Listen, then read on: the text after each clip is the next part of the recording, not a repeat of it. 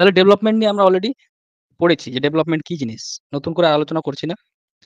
শুধু আজকে পড়বো যে কোন একটা শিশুর বিকাশের ক্ষেত্রে কোন জিনিসগুলো গুরুত্বপূর্ণ ভূমিকা পালন করে। যেকোনো একটা শিশুর বিকাশের ক্ষেত্রে কোন বিষয়গুলো খুব গুরুত্বপূর্ণ, কোন দিকগুলো প্রভাবক হিসাবে কাজ করে বা তার বিকাশের ক্ষেত্রে প্রভাব সৃষ্টি করে, সেই বিষয়টা আমাদের পড়তে হবে। খুব বড় টপিক নয়, ছোট্ট একটা টপিক। আমি আলোচনা করছি, তোমরা মন দিয়ে শুনবে। ক্লাসের মাঝে কেউ কোনো কথা বলবে না। দেখো, বিকাশের ক্ষেত্রে বংশগতি এবং পরিবেশের প্রভাব। চ্যাপ্টারের নাম বংশগতি জিনিসটা কি এবং পরিবেশ জিনিসটাই বা কি। দেখো, বংশগতি কথাটা হচ্ছে যে কোনো বৈশিষ্ট্য যখন আমরা বংশগতি সূত্রে অর্থাৎ বংশসূত্রে বা জন্মসূত্রে পাবো, ঠিক আছে? যখন কোনো বৈশিষ্ট্য আমরা জন্মসূত্রে পাবো, ঠিক আছে? তখন সেটা হচ্ছে বংশগতি বা হেরিডিটি। বংশ জন্মসূত্রে পাচ্ছি। দেখবে অনেকেই, অনেক শিশুই আগে থেকেই দেখবে খুব বুদ্ধিমান হয়। কারণ কি? সে জন্মসূত্রে তার বাবা-মায়ের থেকে জিনগতভাবে কি হয়েছে? বুদ্ধিমত্তার যে এটা সেটা পেয়েছে। ঠিক আছে? কেউ দেখবে অনেক ফর্সা হয়। কেউ দেখবে অনেক ফর্সা হয়। অনেকে আছে খুব লম্বা হয়। ঠিক আছে? এরা বংশগতভাবেই লম্বা। জন্মসূত্রেই এরা কি? লম্বা হয়। এদের উচ্চতা বেশি হয়। কারো গায়ের বর্ণ খুব ফর্সা হয়। এরা কিন্তু জন্মসূত্রেই ফর্সা। দেখা গেল তাদের বাবা-মাও ফর্সা। তাহলে এটা হচ্ছে বংশগতি। যেগুলো আমরা জন্মসূত্রে পাই সেগুলো হচ্ছে বংশগতি। হেরিডিটি বলা হয়। হেরিডিটি কথার অর্থ হচ্ছে বংশগতি, যেটা আমরা জন্মসূত্রে পাই। আর পরিবেশ বলতে কি বোঝায়?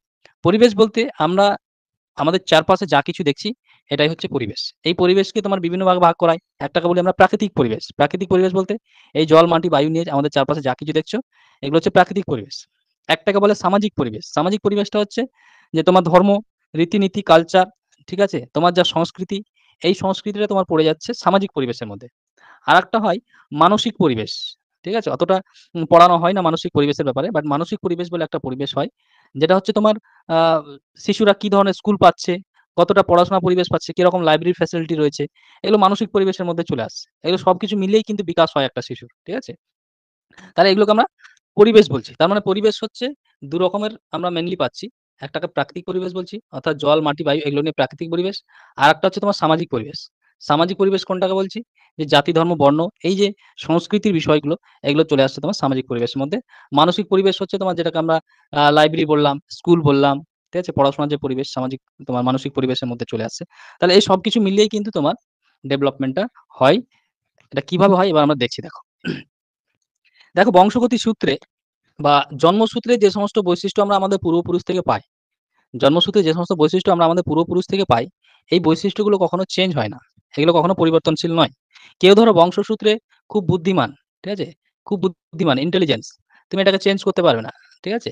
কেউ ধরো কারো হাইট ধরো খুব বেশি, ঠিক আছে? খুব লম্বা। কারো গায়ের কালার ধরো খুব ফর্সা, ঠিক আছে? গায়ের বর্ণ খুব ফর্সা। চোখের কালার, দেখবে অনেকের চোখের কালার ব্রাউন টাইপের থাকে। ঠিক আছে? তাহলে চোখের কালার অর্থাৎ চোখের বর্ণ, হেয়ার কালার, চুলের কালার এগুলো সব কিন্তু বংশগতি সূত্রে। এখন অনেকেই সেলুনে গিয়ে চুল কালার করছে বাট এই কালার নয়। যেটা বংশগতি সূত্রে পাওয়া যায় সেই চুলের কালারের কথা বলছি। অনেকের দেখবে ব্রাউন কালার থাকে, অনেকের দেখবে পুরো ব্লাক থাকে। ঠিক আছে? তো হেয়ার কালার অর্থাৎ চুলের কালার একেকজনের একেক রকম হয়। তাহলে এই যে বৈশিষ্ট্যগুলো আমরা পাচ্ছি, এই বৈশিষ্ট্যগুলো কিন্তু চেঞ্জ হওয়ার নয়। এগুলো আমরা বংশগতির সূত্রে পেয়েছি। ঠিক আছে? আমাদের চোখের কালার এগুলো বংশগতির সূত্রে পাওয়া। অর্থাৎ যেটা বংশগতির সূত্রে পাচ্ছি এটা হচ্ছে তোমার ফিক্সড। এটা হচ্ছে ফিক্সড অর্থাৎ স্থির। ঠিক আছে? অন্যদিকে আমরা যদি পরিবেশের কথা ভাবি, তাহলে পরিবেশ কিন্তু তোমার পরিবর্তনশীল। পরিবেশ কিন্তু পরিবর্তনশীল। আজকে যে ছেলেটা ভালো পরিবেশ পায়নি, তাকে তুমি ভালো পরিবেশের ব্যবস্থা করে দিতেই পারো।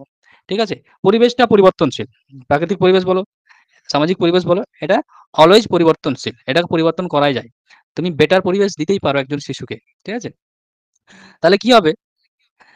যে এই যে স্থির বৈশিষ্ট্যগুলো পাচ্ছি, এগুলো কিসের মাধ্যমে আসছে আমাদের কাছে? ক্রোমোজোমের মাধ্যমে। ঠিক আছে? ক্রোমোজোমের মাধ্যমে আমাদের বংশগতি সূত্রে একটা জেনারেশন থেকে আরেকটা জেনারেশনে বৈশিষ্ট্যগুলো যেতেই আছে। ঠিক আছে? বাবা-মা বুদ্ধিমান ছিল, ছেলেও বুদ্ধিমান হয়েছে বংশগতি সূত্রে। বাবা-মায়ের চোখের কালা ছেলে-মেয়েও পেয়েছে। এটা ক্রোমোজোমের সূত্রে হচ্ছে। ক্রোমোজোমের মাধ্যমে কিন্তু এই বৈশিষ্ট্যগুলো একটা জেনারেশন থেকে আরেকটা জেনারেশনে প্রবাহিত হতেই আছে। ক্রোমোজোম না বলে এটা যদি আমরা জিন বলি তাহলে আরো বেশি ভালো হবে। কারণ জিনকে বলা হয় বংশগতির ক্ষুদ্রতম একক। জিনকে বলা হয় বংশগতির ক্ষুদ্রতম একক। অ্যাকচুয়ালি যেটা আমরা ক্রোমোজোম বলছি, ওই ক্রোমোজোমের মধ্যে আবার জিন থাকে। ঠিক আছে? ক্রোমোজোমের মধ্যে জিন থাকে। ওই জিনটাই অ্যাকচুয়ালি যেকোনো বৈশিষ্ট্যকে ক্যারি করে। ঠিক আছে? যেকোনো বৈশিষ্ট্য পরিবহন করে কে? জিন। জিন কোথায় থাকে? এই যে ক্রোমোজোমে থাকে। ওইজন্য ক্রোমোজোম অপশনে থাকলে ক্রোমোজোম করবে, জিন অপশন থাকলে জিন করবে। ঠিক আছে? জিনটা হচ্ছে সবথেকে অ্যাকুরেট। অ্যাকচুয়ালি ক্রোমোজোমের মধ্যে যে জিন থাকে, সেই জিনটাই কিন্তু বংশগতি সূত্রের বৈশিষ্ট্যগুলোকে ক্যারি করে। ঠিক আছে? কিন্তু যেহেতু জিন ক্রোমোজোমের মধ্যে থাকে, ওইজন্য অনেক সময় ক্রোমোজোম অপশনে থাকে। তো দেখো, প্রাকৃতিক পরিবেশ তাহলে পরিবর্তনশীল হচ্ছে। আর বংশগতির সূত্রে যেটা পাচ্ছি, এটা পরিবর্তনশীল না, এটা ফিক্সড বা স্ট্যাটিক বা স্থির। এবার এই ২ এর প্রভাবটা আমরা কিভাবে বুঝবো? ২ এর প্রভাবটা কিভাবে বুঝবো? যে কোনো একটা শিশুর বিকাশের ক্ষেত্রে বংশগতি কিভাবে প্রভাব ফেলছে আর পরিবেশ কিভাবে প্রভাব ফেলছে। এই নিয়ে দেখো একটা মতভেদ হয়েছিল। কেউ বলছিল যে না, কোনো একটা শিশুর বিকাশের ক্ষেত্রে বংশগতি হচ্ছে ইম্পোর্টেন্ট। ঠিক আছে? কোনো একটা শিশুর বিকাশের ক্ষেত্রে বংশগতিই হচ্ছে মেইন ফ্যাক্টর। পরিবেশের কোনো প্রভাব নেই। ঠিক আছে? আবার কেউ বলছেন যে বিকাশের ক্ষেত্রে পরিবেশই ইম্পোর্টেন্ট। যে কোনো একটা শিশু কোন পরিবেশে বড় হচ্ছে সেটাই ইম্পোর্টেন্ট। বংশগতি সূত্রে সে কতটা মেধাবী এটা কোনো ফ্যাক্টর নয়। এই নিয়ে একটা দ্বন্দ্ব। তাহলে কেউ বলছেন যে কোনো একটা শিশুর বিকাশের জন্য পরিবেশের কোনো প্রভাব নেই। সে বংশগতি সূত্রে কতটা বুদ্ধিমান এটা হচ্ছে ফ্যাক্টর করে। আবার কেউ বলছেন যে না, বংশগতির কোনো ফ্যাক্টর নেই। কোনো একটা শিশুর বিকাশের জন্য পরিবেশ কতটা ভালো পাচ্ছে, কোন পরিবেশে বড় হচ্ছে, কিভাবে পরিবেশের সাথে ইন্টারেকশন করছে, এগুলোই হচ্ছে ফ্যাক্টর করে। ঠিক আছে? তাহলে এই নিয়ে যে মতভেদ তৈরি হলো, মতভেদ তৈরি হওয়ার ফলে ২ রকমের দল সৃষ্টি হলো। ২ রকমের দল সৃষ্টি হলো। একটাকে বলা হচ্ছে যারা বংশগতি সাপোর্ট করলো যে না, সমস্ত কিছু বংশগতির সূত্রে যে বৈশিষ্ট্যগুলো পাচ্ছে এটাই মেইন, পরিবেশের কোনো প্রভাব নেই। ঠিক আছে? এদেরকে বলা হয় বংশধারাবাদী। এদেরকে বলা হয় বংশধারাবাদী। বংশধারাবাদী বা হেরিডিটেরিয়ান বলা হয়। ঠিক আছে?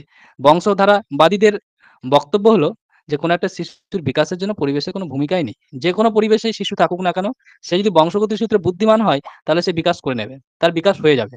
এটা বলতে চাইলেন কারা? যারা বংশধারাবাদী বা হেরিডিটেরিয়ান, যারা তোমার মনস্তত্ত্ববিদ ছিলেন, শিশুবিদ ছিলেন, তারা বললেন এটা। এদেরকে বলা হয় বংশধারাবাদী। তাহলে বংশধারাবাদী এরকম সায়েন্টিস্ট অনেক রয়েছে। তোমার আ শিশু বিশেষজ্ঞ রয়েছেন। তাদের মধ্যে তোমার টারম্যান রয়েছেন। তারপর তোমার ডাগডেল রয়েছেন, গ্যালটন, ম্যাকপারসন, এরকম অনেক বংশধারাবাদী তোমার রয়েছে। শিশু বিশেষজ্ঞ রয়েছে। তাদের মতে কি? পরিবেশের কোনো প্রভাব নেই।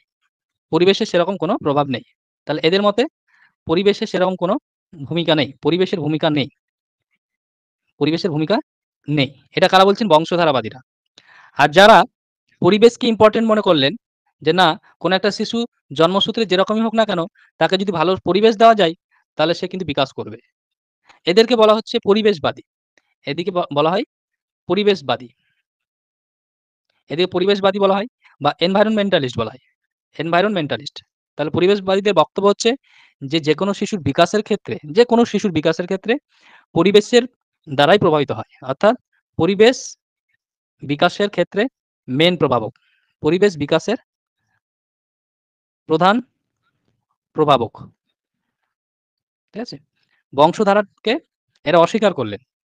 এরা বলতে চাইলেন যে বংশধারা প্রাপ্ত বা বংশসূত্রে বা জন্মসূত্রে বা বংশগতির সূত্রে একটা শিশু যেরকমই হোক না কেন, তাকে যদি একটা সুস্থ পরিবেশ, একটা উপযুক্ত পরিবেশ, একটা ভালো পরিবেশের মধ্যে বড় করা যায়, তাহলে সেই শিশুর বিকাশ হবেই। বংশগতির প্রভাব নেই। যতটুকু সামান্য আছে বংশগতির প্রভাব, সেটাও পরিবেশের কারণেই কিন্তু প্রভাবিত হয়। এটা বললেন পরিবেশবাদীরা। এরকম অনেক তোমার শিশু বিশেষজ্ঞ রয়েছেন।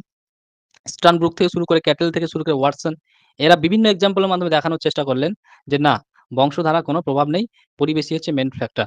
অন্যদিকে বংশধারাবাদী যারা, যে সমস্ত শিশু বিশেষজ্ঞ, তারা আবার দেখানোর চেষ্টা করলেন, বিভিন্ন এক্সাম্পল নিয়ে প্রুভ করার চেষ্টা করলেন যে না, হেরিডিটি বা বংশধারা এটাই হচ্ছে মেইন ফ্যাক্টর। এরকম অনেক এক্সাম্পল রয়েছে যে বংশধারাবাদীরা কি করেছিলেন? কিছু বুদ্ধিমান বাবা-মাকে নিয়েছিলেন। তাদের সন্তান-সন্ততিদের উপর পরীক্ষা করলেন। দেখা গেল তারাও বুদ্ধিমান হচ্ছে। ঠিক আছে? এবং কিছু কম বুদ্ধিসম্পন্ন বাবা-মায়ের উপর এক্সপেরিমেন্ট করলেন। দেখা গেল তাদের ছেলেমেয়েও কম বুদ্ধিসম্পন্ন হচ্ছে। তাহলে এরকম অনেক এক্সপেরিমেন্ট করে তারা এই সিদ্ধান্তে এসেছিল যে পরিবেশের কোনো ভূমিকাই নেই। কি ধরনের কি ধরনের বংশে জন্মগ্রহণ করেছে একটা শিশু, এটাই ফ্যাক্টর। পরিবেশবাদীরাও এরকম এক্সাম্পল নিলাম। এরকম এক্সাম্পল নিয়ে তারাও প্রুভ করলেন যে না, পরিবেশই হচ্ছে মেইন ফ্যাক্টর, বংশগতির কোনো ফ্যাক্টর নেই। এক্ষেত্রে তারা দেখানোর চেষ্টা করলেন যে কম বুদ্ধিসম্পন্ন বাবা-মায়ের ছেলেমেয়েরাও কিন্তু উপযুক্ত পরিবেশ পাওয়ার ফলে ভালো বিকাশ করেছে। তাহলে দুটোই ঠিক মনে হচ্ছে। বংশধারারও একটা প্রভাব রয়েছে। পরিবেশবাদীদের যে বক্তব্য, অর্থাৎ পরিবেশের ভূমিকা রয়েছে বিকাশের ক্ষেত্রে, দুটো বক্তব্যই কিন্তু ঠিক। ওইজন্য শেষমেশ একটা কনক্লুশন এ আসা হলো যে না, বংশধর সূত্রে যে বৈশিষ্ট্য পাচ্ছে সেটাও যেমন ইম্পর্টেন্ট, পরিবেশেরও কিন্তু একটা ইম্পর্টেন্স রয়েছে একটা শিশুর বিকাশের ক্ষেত্রে। অর্থাৎ একটা শিশুর বিকাশের ক্ষেত্রে এই দুটোর একটা সম্মিলিত প্রভাব থাকে। আলাদা, আলাদা প্রভাব নয়। বংশগত সূত্রের যে বৈশিষ্ট্য পাচ্ছে সেটাও একটা প্রভাবক হিসাবে ধরতে হবে এবং পরিবেশও কিন্তু একটা ফ্যাক্টর হিসাবে কাজ করে। শুধু কেউ বংশগত সূত্রে বুদ্ধিমান হলে যে সে ভালো বিকাশ করবে এটা বলা যাবে না, যদি সে উপযুক্ত পরিবেশ না পায়। আবার উপযুক্ত পরিবেশ পেলেও তার মধ্যে যদি ন্যূনতম বুদ্ধিও না থাকে, ঠিক আছে? তাহলে তারও কিন্তু বিকাশ সম্ভব নয়। এইজন্য শেষমেশ কনক্লুশন এ আসা হলো যে পৃথকভাবে বা আলাদা করে কোনো একটার প্রভাব নেই।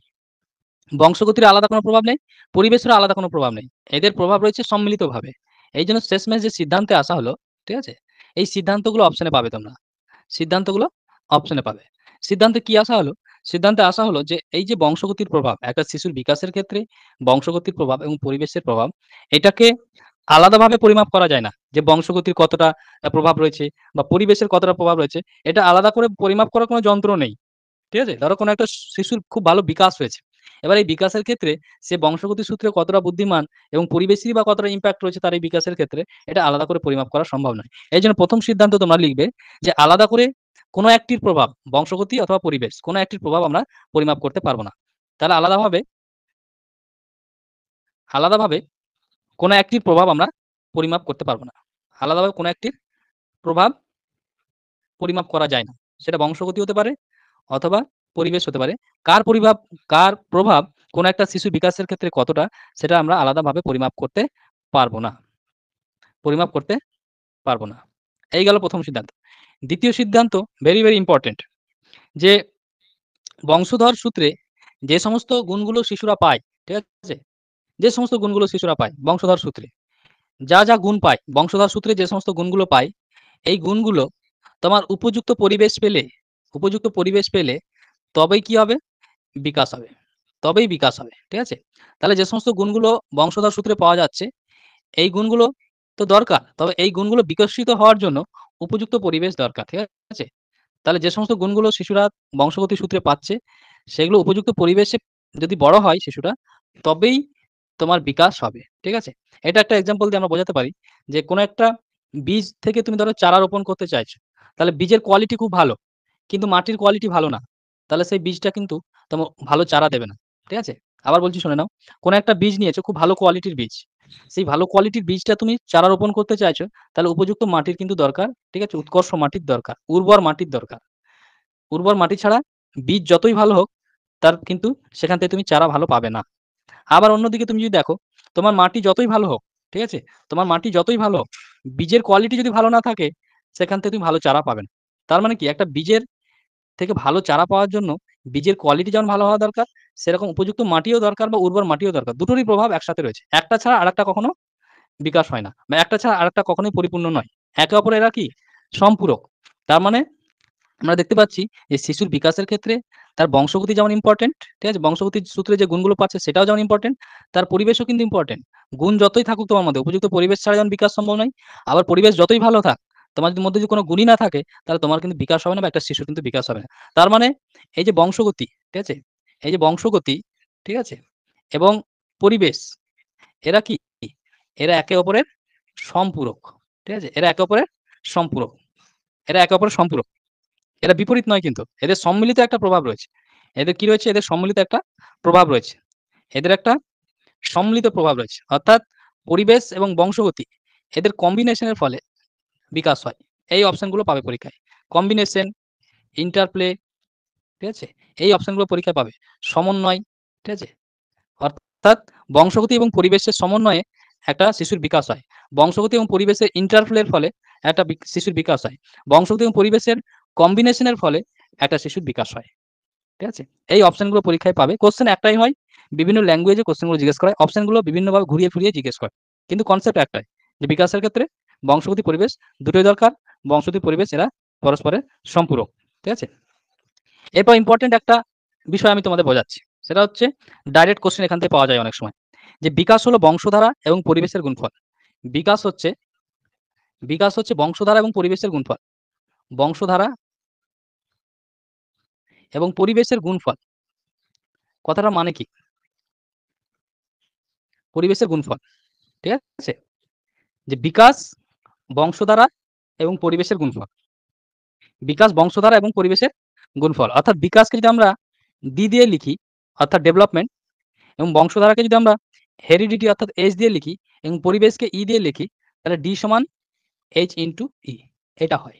অর্থাৎ বিকাশ হচ্ছে বংশধারা এবং পরিবেশের গুণফল। এই কথাটা মানে হচ্ছে দেখো, যদি বংশধর সূত্রে তোমার কোনো গুণাগুণ না আসে, কোনো গুণ নেই তোমার মধ্যে, জিরো, তাহলে বিকাশ কিন্তু জিরো হয়ে যাবে। ঠিক আছে? এইচ যদি জিরো হয় তাহলে ডেভেলপমেন্ট কি হবে? জিরো হয়ে যাবে। আবার পরিবেশ যদি উপযুক্ত না পাও অর্থাৎ ই যদি জিরো হয় তাহলে তোমার ডেভেলপমেন্টও কিন্তু জিরো হয়ে যাবে। বিকাশ জিরো হয়ে যাবে। এরকম একটা তাৎপর্য এই সমীকরণটা দিয়ে বোঝানো হয়েছে যে বিকাশের ক্ষেত্রে ডেভেলপমেন্ট এবং ডেভেলপমেন্টের ক্ষেত্রে বংশধারা এবং পরিবেশ দুটোই ইম্পর্টেন্ট। কোনো একটা যদি তোমার জিরো হয়ে যায় তাহলে তোমার বিকাশ কিন্তু হবে না। ন্যূনতম একটা তোমার গুণ থাকতেই হবে। তাহলেই তুমি উপযুক্ত পরিবেশে গিয়ে কিছুটা হলেও বিকাশ করবে। ঠিক আছে? এজন্য ভালো বিকাশের জন্য বংশধর সূত্রে যেমন ভালো গুণাগুণ দরকার, ভালো পরিবেশও কিন্তু দরকার। এই দুটোর ইন্টারপ্লের ফলে একটা শিশুর ভালো বিকাশ হয়। এটাকে অনেক সময় অপশনে মিথস্ক্রিয়া থাকে যে বংশধর এবং পরিবেশ এদের মিথস্ক্রিয়ার ফলে বিকাশ হয়। তোমাদের অপশন চিনতে হবে। ঠিক আছে? ল্যাঙ্গুয়েজ আলাদা, আলাদা থাকতে পারে। মিথস্ক্রিয়ার ফলে এরকম অপশনে থাকে যে বংশধর এবং পরিবেশ এই দুটোর মিথস্ক্রিয়ার ফলে কি হয়? শিশুর বিকাশ হয়। মিথস্ক্রিয়ার ফলে শিশুর বিকাশ হয়। আলাদা করে কিছু নয়।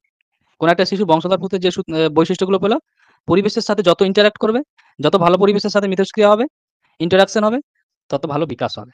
ঠিক আছে? এবার আসছি পেডাগজিক্যাল অ্যাপ্রোচ। ধরো সাপোজ তুমি এখন কি দেখলে যে একটা শিশু বংশগতি সূত্রে যে সমস্ত বৈশিষ্ট্যগুলো পাচ্ছে, যে গুণাগুণগুলো পাচ্ছে, সেগুলো যখন উপযুক্ত পরিবেশে আসছে তখন বিকাশ হচ্ছে। এই বিকাশের ফলে দেখো, এই বিকাশের ফলে কি হচ্ছে দেখো, শিশুদের মধ্যে একটা ইন্ডিভিজুয়াল ডিফারেন্সেস দেখা যাচ্ছে। ঠিক আছে? একটা ইন্ডিভিজুয়াল ডিফারেন্স দেখা যাচ্ছে। ব্যক্তিভেদে পার্থক্য, ব্যক্তিভেদে পার্থক্য দেখা যাচ্ছে। ঠিক আছে? এই পার্থক্যটা কিরকম হতে পারে? একেক শিশুর বিকাশ কিন্তু একেক রকম হয়। বিকাশ সবার একরকম হয় না। ঠিক আছে? বিকাশ সবার একই রকম হয় না। কারণ সবাই একই রকমভাবে বংশগতির সূত্রে বৈশিষ্ট্যও পায় না। আর সবাই একই রকম পরিবেশে বড়ও হয় না। তাহলে সবার কি সব শিশুর পরিবেশ এবং বংশগতি আলাদা, আলাদা হওয়ার জন্য প্রত্যেকটা শিশুই একে অপরের থেকে আলাদা। অর্থাৎ শিশুদের মধ্যে আমরা কি দেখতে পাই?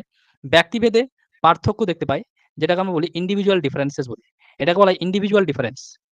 এটাকে বলা হয় ইন্ডিভিজুয়াল ডিফারেন্স। তাহলে ইন্ডিভিজুয়াল ডিফারেন্স বিভিন্ন বেসিসে হতে পারে। কেউ দক্ষতার বেসিসে পার্থক্য দেখাতে পারে শিশুদের মধ্যে। ভাষার বেসিসে তাদের মধ্যে একটা পার্থক্য দেখাতে পারে বিভিন্ন শিশুর মধ্যে। তাদের বুদ্ধিমত্তার দিক থেকে কি হতে পারে? শিশুদের মধ্যে পার্থক্য আমরা কিন্তু দেখতে পারি। যখন ইন্ডিভিজুয়াল ডিফারেন্সেস তুমি দেখবে, ইন্ডিভিজুয়াল ভেরিয়েশন দেখবে, ঠিক আছে? ইন্ডিভিজুয়াল ভেরিয়েশন দেখবে, ঠিক আছে? ডিফারেন্স না বলে ইন্ডিভিজুয়াল ভেরিয়েশন বলো, ঠিক আছে? তখন তোমার একজন টিচার হিসাবে কি করা উচিত? একজন টিচার হিসাবে তোমার কি করা উচিত? এটা হচ্ছে পেডাগজিক্যাল অ্যাপ্রোচ, যে একজন শিক্ষক হিসাবে তুমি একটা ক্লাসরুমের মধ্যে যখন দেখবে যে বিভিন্ন শিশুর মধ্যে বিভিন্ন মেধার স্টুডেন্ট রয়েছে, একটা ক্লাসের মধ্যে বিভিন্ন বুদ্ধিসম্পন্ন স্টুডেন্ট রয়েছে, এক একজনের মেধা এক এক রকম। এই এই সময় একজন শিক্ষক হিসাবে তোমার কি করণীয় হবে বা কি করা উচিত হবে? তাহলে তোমার উচিত হবে যে, যেহেতু সবার বুদ্ধি একই রকম নয় এবং সমস্ত শিশুর মধ্যে একই রকম ক্যাপাবিলিটি নেই, তাহলে তোমাকে কি করতে হবে? যে শিক্ষার্থী বা যে সমস্ত শিশু শিক্ষার্থী থাকবে, যে সমস্ত শিশু শিক্ষার্থী থাকবে, তাদের যে ক্যাপাবিলিটি অর্থাৎ ক্ষমতা, ঠিক আছে? তাদের যে ক্ষমতা এবং একেকজনের ইন্টারেস্টও কিন্তু একেক রকম হবে। অর্থাৎ আগ্রহ।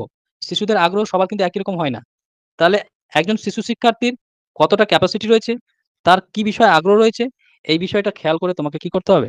স্টাডি প্ল্যানটা তৈরি করতে হবে বা কারিকুলামটাকে করতে হবে। তোমার যে লার্নিং স্ট্র্যাটেজি হবে অর্থাৎ শিখন পদ্ধতি, তুমি যে বাচ্চাদের শেখাবে, তাহলে তোমার শিখন পদ্ধতি কিরকম হবে? তোমার শিখন পদ্ধতি হবে যে, যে সমস্ত শিশু শিক্ষার্থীরা তোমার ক্লাসে রয়েছে, তাদের কার আগ্রহ কিরকম, কার কতটা ক্যাপাসিটি রয়েছে, সেই হিসাবে তুমি শিখন পদ্ধতি দেবে।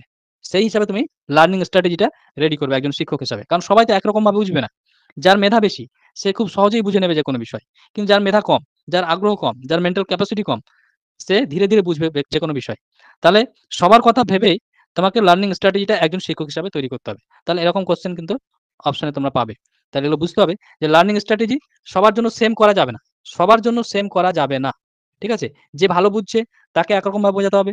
যে বুঝতে পারছে না, যাকে বারবার এফোর্টস দিয়ে বোঝাতে হচ্ছে, তার জন্য স্ট্র্যাটেজি আরেক রকম রাখতে হবে। অর্থাৎ ইকুয়ালিটি করতে হবে না। ইকুইটি করতে হবে যাতে করে সবাই বিষয়টা বুঝতে পারে। ঠিক আছে? আর কি করতে হবে? যেহেতু এদের মধ্যে একটা ইন্ডিভিজুয়াল ডিফারেন্স ভেরিয়েশন রয়েছে মেধার বেসিসে, সবার বুদ্ধি একরকম হয় না। এইজন্য তোমাকে কি করতে হবে যে সবার থেকে সমান এক্সপেকটেশন রাখতে হবে না। এক্সপেকটেশন ধরো কোনো একটা কোয়েশ্চেন তুমি জিজ্ঞেস করেছো ক্লাসের মধ্যে, ঠিক আছে? তাহলে তুমি অবশ্যই কি করবে? সবার থেকে উত্তরের আশা করবে। দেখা গেলো যার মেধা বেশি সে খুব ভালো আনসার করলো। যার মেধা কম সে ধরো অ্যান্সারটা অতটা ইফেক্টিভ ওয়েতে দিতে পারল না। তাহলে তোমার কিন্তু একজন শিক্ষক হিসাবে এক্ষেত্রে রেগে গেলে হবে না। শিশুদের উপর রেগে গেলে হবে না। ঠিক আছে? কারণ তোমাকে একজন শিক্ষক হিসেবে বুঝতে হবে যে ইন্ডিভিজুয়াল ভেরিয়েশনস রয়েছে। সবার বুদ্ধি একরকম হয় না। সবাই একই রকমভাবে বিকাশ করে না। এইজন্য সমস্ত শিশুর কাছ থেকে খুব ভালো আনসার করা বা এক্সপেকটেশন করা এটা করা যাবে না। অর্থাৎ সমান প্রত্যাশা করা যাবে না। এক্সপেকটেশন হচ্ছে প্রত্যাশা। তাহলে সমান প্রত্যাশা করা যাবে না। কোন একটা কোয়েশ্চেন জিজ্ঞেস করেছো, তার আনসার বিভিন্ন শিশুরা বিভিন্নভাবে দেবে। সবার অ্যান্সার গুলোকে অ্যাকসেপ্ট করতে হবে। তাহলে সমান প্রত্যাশা করা যাবে না কোনোভাবেই। ঠিক আছে? যে যেরকম অ্যান্সার করবে, ধরো কেউ ভুল অ্যান্সার করলো। ঠিক আছে? কোন শিশু ভুল অ্যান্সার করলো। তাহলে ভুলটাকে কি করতে হবে? তোমাকে অ্যাজ এ এটাকে তোমার একটা শিক্ষার একটা ধাপ বলে মনে করতে হবে যে কোন একটা শিশু ধরো কোন কোয়েশ্চেন ভুল অ্যান্সার করলো। তাহলে এই ভুলটাকে তোমাকে অ্যাজ এ অপরচুনিটি নিতে হবে। কারণ কোন একটা শিশু যখন ভুল করবে তার মানে কি? তাকে তুমি আবার কি করবে? পরামর্শ দেবে, তুমি সঠিকভাবে বলার চেষ্টা করো, সঠিকভাবে অ্যান্সার করার চেষ্টা করো। তখন শিশুটা কি করবে? আবার নতুন করে কিছু অ্যান্সার বলার চেষ্টা করবে। ট্রাই করবে। এর ফলে তার লার্নিং ভালো হবে। তার যে ভেতরের যে পারদর্শিতা সেটা কিন্তু আরো বৃদ্ধি পাবে। তার মেন্টাল ক্যাপাসিটি ধীরে, ধীরে গ্রো হবে। ঠিক আছে? তাহলে লার্নিংটা ভালো হবে। তার জন্য যখনই দেখবে যে একটা ক্লাসরুমে অ্যাজ এ শিক্ষক তুমি জয়েন করেছো, সেখানে ইন্ডিভিজুয়াল ভেরিয়েশন পাবে অবশ্যই ছাত্রদের মধ্যে। তাই যখন কোনো কোয়েশ্চেন করবে যদি তারা ভুল আনসার করে, সেই ভুলটাকে অপরচুনিটি হিসেবে নিতে হবে। যে ছেলেটা ভুল করেছে তার মানে সে আবারও সুযোগ পাচ্ছে নতুন করে কোনো আনসার বলা। ঠিক আছে? যে সঠিক বলে দিল সে তো আর নিজের আ ক্রিয়েটিভিটিকে আর ইউজ করতে পারল না। নিজের মধ্যে ক্রিটিক্যাল থিংকিং আছে। কিন্তু যে ভুল করছে সে বারবার কিন্তু ভুলের মাধ্যমে শিখবে। ঠিক আছে? বারবার ভুলের মধ্যে শিখবে এবং নিজেকে বিকাশ করার চেষ্টা করবে। এজন্য ভুলটাকে অ্যাজ এ অপরচুনিটি নিতে হবে। রাগ করলে চলবে না। ক্লাস থেকে বের করে দেওয়া যাবে না। ক্লাস থেকে সাসপেন্ড করা যাবে না। ঠিক আছে? ক্লাস থেকে সাসপেন্ড করা যাবে না। কান ধরিয়ে দাঁড় করানোও যাবে না। এই সমস্ত বিষয়গুলো খেয়াল রাখতে হবে। এগুলোই অপশনে আছে। আমরা বুঝতে ভুল করি। ঠিক আছে? আমাদের সময় তো এরকমই করা হতো। কান ধরে দাঁড় করিয়ে দিত। ঠিক আছে? বাইরে দাঁড় করিয়ে দিত ক্লাসে। তাহলে ভুল করলেও চলবে সেটাকে অ্যাজ এ অপরচুনিটি নিতে হবে একজন শিক্ষক হিসাবে। কারণ কি? কারণ হচ্ছে একটাই। কারণ সব শিশুর বিকাশ একই রকম হয় না। সবার মধ্যে একটা ইন্ডিভিজুয়াল ভেরিয়েশনস রয়েছে। ঠিক আছে? হোমওয়ার্কটা সবার জন্য সেম করা যাবে না। ঠিক আছে? হোমওয়ার্ক দিলে ধরো বাড়ির কোনো কাজ দিলে, তাহলে হোমওয়ার্কটা সবার জন্য সেম করা যাবে না। সবার জন্য সেম করলে হবে না। কারণ সবার তো ক্যাপাসিটি একই রকম নয়। তাহলে সবার জন্য হোমওয়ার্ক কিন্তু একই রকম করা যাবে না। আর যে কারিকুলামটা সেট করাবে, সেই কারিকুলামটাকে ডাইভার্স হতে হবে এবং ফ্লেক্সিবল হতে হবে। যাতে করে শিশুরা নিজের মতো করে শিখতে পারে। এবং আরেকটা যেটা ১ম এ বললাম যে ব্যক্তিকেন্দ্রিক শিখন পদ্ধতি। ঠিক আছে? ব্যক্তিকেন্দ্রিক শিখন পদ্ধতি অর্থাৎ যে শিশুর যতটা প্রয়োজন রয়েছে, যে শিশুর যতটা এফোর্টস দরকার, সেই শিশুর পেছনে ততটা এফোর্টস দিতে হবে। অর্থাৎ ব্যক্তিকেন্দ্রিক শিখন পদ্ধতি। সবার জন্য সমান শিখন পদ্ধতি নয়। সবার জন্য একই শিখন পদ্ধতি ব্যবহার করলে হবে না। অর্থাৎ লার্নিং স্ট্র্যাটেজি বা লার্নিং যে কৌশলটা হবে, এটা ব্যক্তিকেন্দ্রিক শিখন পদ্ধতি হবে। অর্থাৎ যার যেরকম এফোর্টস দরকার, যাকে যেভাবে গাইড করা দরকার, যাকে যেভাবে বললে বুঝবে, তাকে সেভাবেই কিন্তু বোঝাতে হবে। এটাই হচ্ছে একজন শিক্ষক হিসাবে তোমার একটা ডাইভার্স ক্লাসরুমে এই বিষয়গুলো খেয়াল রাখতে হবে। ঠিক আছে? এই বিষয়গুলো খেয়াল রাখতে হবে। তাহলে এই একটা ছোট্ট টপিক ছিল। আমি তোমাদের কয়েকটা কোয়েশ্চেন বলছি এর উপর তোমরা আনসার করার চেষ্টা করবে। ঠিক আছে? বিভিন্ন ল্যাঙ্গুয়েজে কোয়েশ্চেন আছে বাট কোয়েশ্চেন সব একটাই কোয়েশ্চেন। ওই পরিবেশের মিথস্ক্রিয়ার ফলে বা এদের ইন্টারপ্লের ফলে বিকাশ হয়। এটাই কোয়েশ্চেনে আছে। ঠিক আছে? কিছু বাংলা কোয়েশ্চেন আছে, কিছু ইংলিশ কোয়েশ্চেন আছে। তোমরা কোয়েশ্চেনগুলো আনসার করার চেষ্টা করবে। অ্যান্সার করার সময় মাইক অন করবে। অ্যান্সার করে নিয়ে তারপর আবার মাইক অফ করে দেবে। Development changes are result of unique combination of genetic and environmental circumstances, only genetic নাকি অনলি সোশিও কালচার নাকি হেরিডিটি অর্থাৎ বংশগতি এনভায়রনমেন্ট কারোই কোনো প্রভাব নেই। ঠিক আছে? ১টা মানে হচ্ছে যে বংশগতি এবং পরিবেশ এই দুটোর কম্বিনেশনের ফলে বিকাশ হয়। দ্বিতীয়টা বলছে যে না, অনলি বংশগতির কারণে বিকাশ হয়। পরেরটা বলছে না, শুধুমাত্র সামাজিক পরিবেশের কারণেই বিকাশ হয়। আর ৪ নম্বর অপশনটা বলছে বংশগতি পরিবেশ কারোই কোনো বিকাশের ক্ষেত্রে ভূমিকা নেই। কোনটা আনসার এ হবে? Sir, A option A. এ হবে অপশন স্যার। এ হয়ে যাচ্ছে রাইট আনসার। ঠিক আছে? এরপর দেখো এই চ্যাপ্টার থেকে আর কোনো কোশ্চেন আছে কিনা? বিকাশের ক্ষেত্রে নিম্নলিখিত কোন বিবৃতিটি সত্য? বিকাশের ক্ষেত্রে নিম্নলিখিত কোন বিবৃতিটি সত্য? C sir. স্যার সি হবে, সি। সি হবে স্যার। বিকাশ হলো বংশগতি এবং পরিবেশের গুণফল। এককভাবে কারো প্রভাব নেই। যে শুধু পরিবেশের বা শুধু বংশগতির প্রভাব হচ্ছে এরকম নয়। পরিবেশের বিকাশের ক্ষেত্রে পরিবেশ এককভাবে কার্যকর এটাও নয়। বিকাশ হলো বংশগতি পরিবেশের যোগফল এটা নয়। যোগফল নয়। D সমান H প্লাস E এটা নয়। D সমান আমরা কি লিখব? H into E। ঠিক আছে? গুণফল। আর এই চ্যাপ্টার থেকে কোশ্চেন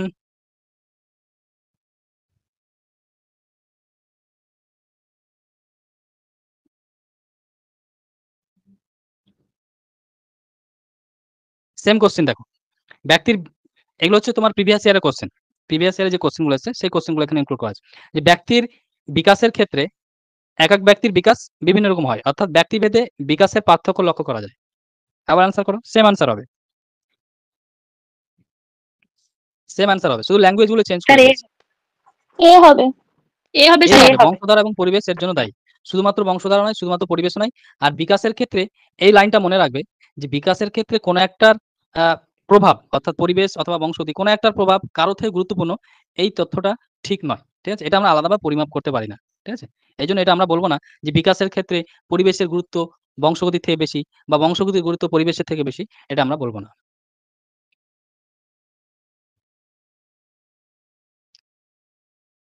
পরিবেশ, ঠিক আছে। আচ্ছা, এই কোশ্চেন গুলো করো তো, তোমরা আগের ক্লাস যারা করেছো, পেড ব্যাচে যারা ক্লাস করেছো বা ফ্রি ক্লাস আমি করিয়েছি, এটা তোমার এতে গুগল মিটে করিয়েছিলাম, তবু দেখি আনসার করার চেষ্টা করো, পারছো কিনা দেখি। নিম্নলিখিত কোন বিষয়টি বিকাশের সাথে সম্পর্কযুক্ত? বিকাশ আমি পড়িয়েছি তোমাদের, গুগল মিটে ক্লাস করিয়েছিলাম। স্যার বি হবে, এটা বি হবে স্যার, দেহের বি। উচ্চতা এবং কাজের উৎকর্ষতা বৃদ্ধি। ঠিক আছে, দেহের উচ্চতা এবং ওজনের পরিবর্তন, এটা হচ্ছে তোমার বৃদ্ধি বলা এটাকে। ঠিক আছে, যে শুধুমাত্র শারীরিক পরিবর্তন হচ্ছে, এখানে হচ্ছে শুধুমাত্র শারীরিক পরিবর্তন হচ্ছে। শুধুমাত্র শারীরিক পরিবর্তন হলে সেটাকে আমরা বৃদ্ধি বলি। এখানে দেখো দেহের উচ্চতা বাড়ছে প্লাস কাজের কোয়ালিটি বাড়ছে, তার মানে কি এখানে শারীরিক বৃদ্ধিও রয়েছে।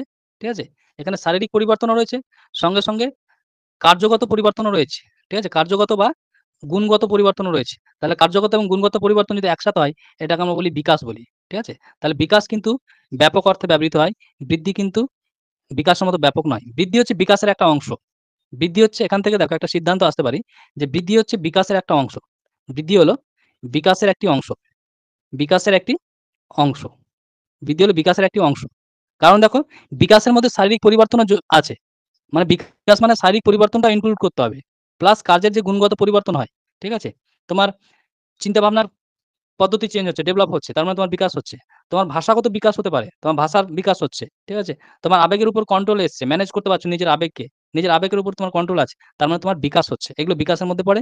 বিকাশের মধ্যে ফিজিক্যাল অ্যাসপেক্টও রয়েছে, অ্যাজ ওয়েল অ্যাজ তোমার ফাংশনাল অ্যাসপেক্টও কিন্তু রয়েছে। ঠিক আছে, শুধুমাত্র কাজের উৎকর্ষতা বৃদ্ধি এটাও নয়, উপরে কোনটি নয়, এটা অপশন হবে না, এটা তো বৃদ্ধি হয়ে গেল, তাহলে অপশন বি হয়ে গেল রাইট আনসার আমাদের।